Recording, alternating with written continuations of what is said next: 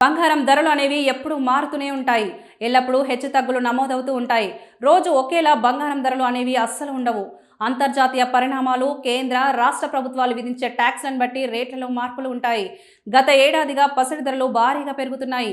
ఈ ఏడాదిలో ఏకంగా తులం బంగారం 1.9 లక్షలకు చేరుకొని ఆల్ టైమ్ రికార్డ్ నమోదు చేయగా ప్రస్తుతం 1.5 లక్షల వద్ద కొనసాగుతున్నాయి. దీంతో కొనుగోలుదారులు కాస్త ఊరట చెందుతున్నారు. అయితే బంగారం విక్రయించే షాపుల యజమానులకు ఎంత లాభం వస్తుందనే డౌట్ చాలా మందికి ఉంటుంది.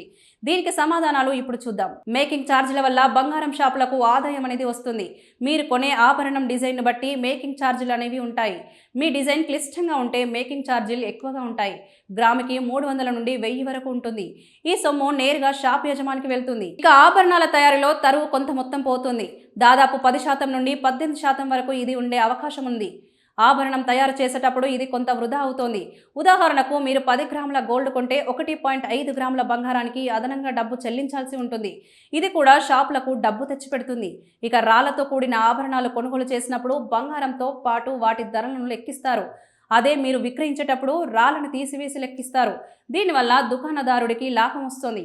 దీంతో కస్టమర్లు రాళ్లు లేని బంగారాన్ని కొనుగోలు చేస్తే మంచిది. అలాగే మేకింగ్ ఛార్జీలను తగ్గించేలా మాట్లాడుకోవాలి. దీనివల్ల కస్టమర్కు లాభం అనేది జరుగుతుంది. ఇక తులం బంగారంపై షాపు యజమానికి 3000 నుండి 7000 వరకు లాభం అనేది వస్తుందని చెబుతున్నారు. ఇక పెద్ద షాపుల్లో మేకింగ్ ఛార్జీల పేరుతో ఎక్కువ వసూలు చేస్తారు.